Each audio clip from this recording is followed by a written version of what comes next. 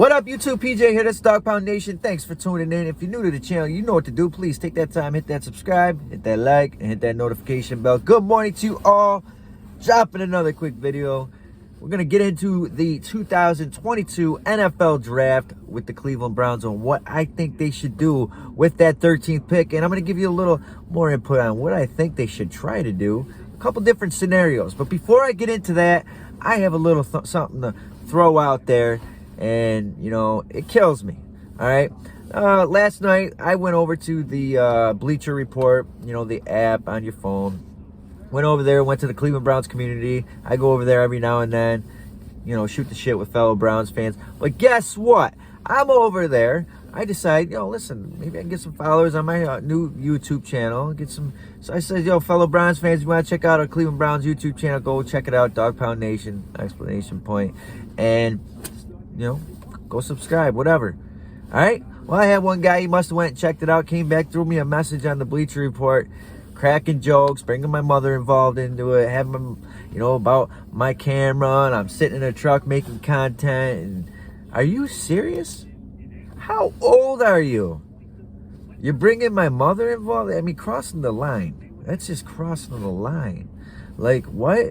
I mean, a grown person goes to that level for what? What is wrong with people? I don't understand it. I just don't understand it, let alone, we're all Browns fans. We're all, you know, for the same team, but you're at each other's throats. The Bleacher Report, the Cleveland Browns community on the Bleacher Report is so toxic. I've never seen anything like it.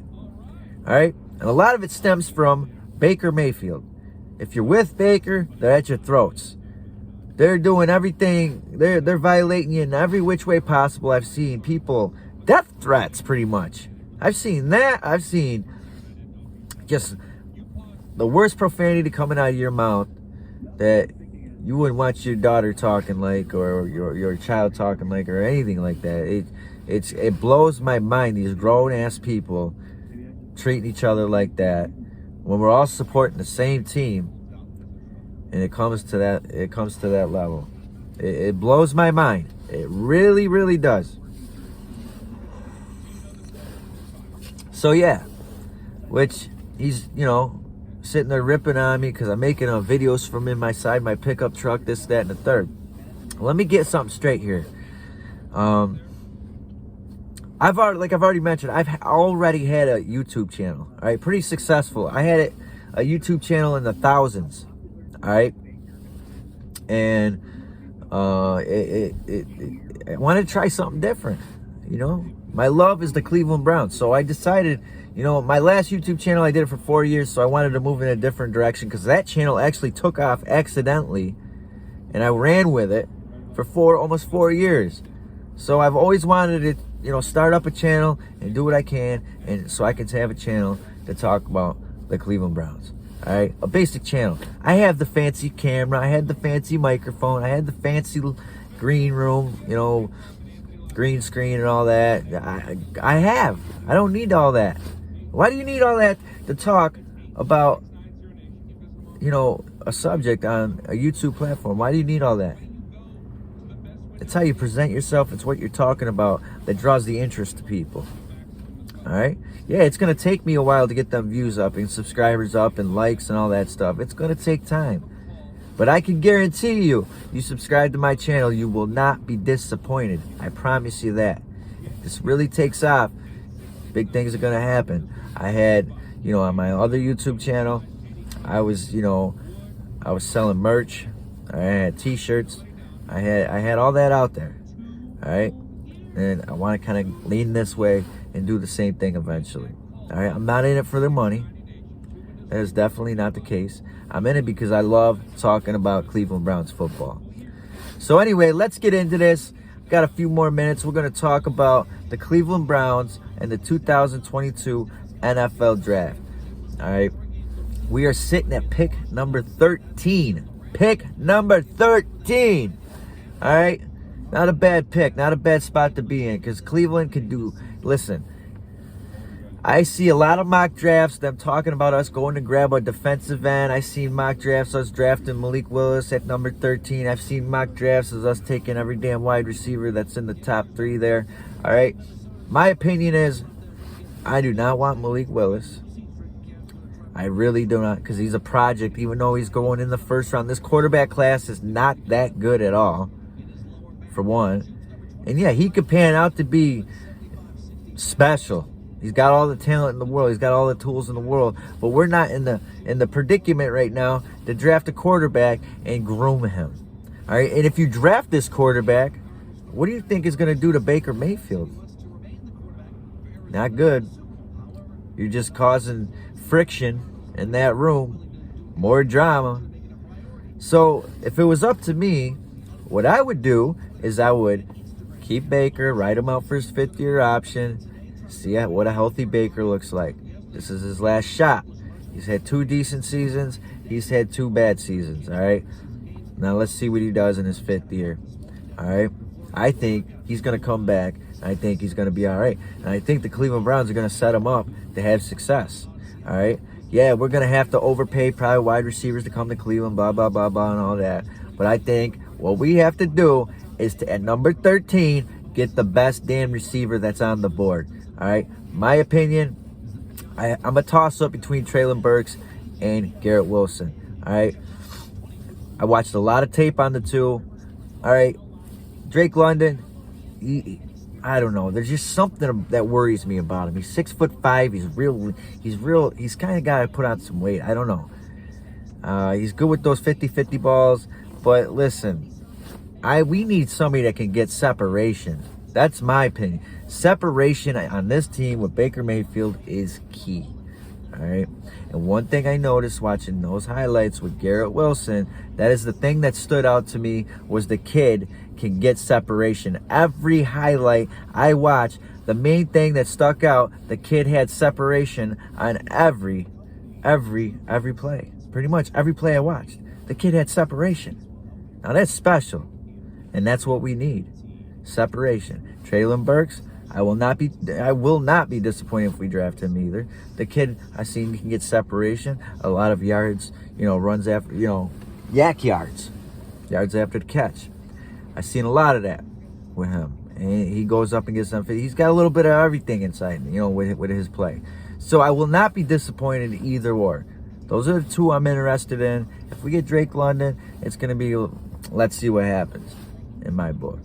But Garrett Wilson is I'm leaning more towards him, but I like Treylon Burks because he's got a little bit more size to him. And, it's just one of those two. I'll be happy if we draft one of them. We definitely need elite receiver at 13. We need the whole shebang right there. We cannot go into next season. One thing, what did you notice this year in the playoffs? Good quarterback play and great wide receivers. All right? That's what you see. And that's what we need. All right? We're not going to go far without we need somebody. All right? And a lot of you guys can say, oh, well, we had Odell Beckham. All right? We had Odell Beckham here. Odell Beckham's not a number 1 no more. He's not. Okay? I liked Odell Beckham. When he came to Cleveland, I was ecstatic. But listen, man, the man's had too many injuries. He has lost a step. All right, you got to understand, he went to the Rams, and he had success there because he had Cooper Kupp on the other side of him, and the Rams actually game plan for him in the red zone. His stats were pretty much the same as they were in Cleveland. The only difference was he was racking up touchdowns because, like I just said, they were using him more in the red zone. They actually, made, plays for that. In Cleveland, we weren't using him right. Definitely wasn't. It goes with Kevin Stefanski, and I think it's a little bit of everybody's fault. All right? OBJ, he liked to freelance a lot. That offense in Cleveland that we run, that Stefanski likes to put out there on that field, you can't freelance in that offense. That's all about timing. That offense is timing with the receivers. All right? So, but that's what I think we should do with that 13th pick. We need a receiver. We need a receiver that can get separation. We need a receiver that can, be reliable. Because Donovan Peoples-Jones wasn't reliable. He was pushed into the number one, the number one role, and he had no business playing that. But we were behind the 8 ball when it came to the wide receiver room, so we really had no choice. All right, and I noticed a lot of people say, "Oh, well, we got Schwartz, in the 3rd round last year. What happened with him?" The kid was supposed to be a project. He wasn't supposed to come in and be a number 3 or a number 2 wide receiver from day one. That kid, when they drafted him, it was even stated that, we're going to groom him. We're going to develop him. He's raw, very raw, with a lot of upside, and see what happens. All right. So I think we have to upgrade this wide receiver room, a total overhaul. I want to keep Landry here if he's willing to take a pay cut. That's the only way I want him here, because he's not worth that $16 million. But maybe we have to pay him. Maybe we'll see what happens. We're gonna have to overpay. We're gonna have to bring free, wide receiver. I think we gotta bring in at least 2 free agent wide receivers. All right, they probably ain't gonna be the number 1. Probably like number 2, number 3 receivers. I think we got to bring them in, and then we got to try and, hopefully we hit on that number 13th pick with a great wide receiver. All right, we need a receiver to come in and contribute from day one. That's what we need. All right, we can't be waiting around for this kid to develop. We need a day 1 starter at 13. All right, and we get that powerful running game back. I think it's going to help tremendously. I really do. And I think success is going to be there. I really do. I think we're going to find ourselves back in the playoffs. So we'll see. We'll see. Let me know what you guys think in the comments. Let me know what pick you think we should, at 13. What do you think we should pick there? Wide receiver, edge rusher. I didn't get into that whole edge rusher, too much, because I think we can, if Clowney decides to leave, I think we can upgrade there, during free agency. I guarantee we can do that. So, wide receiver, that's what I think. Let me know. Please hit that like button. Hit that like button. Please support my channel. I appreciate it from the bottom of my heart.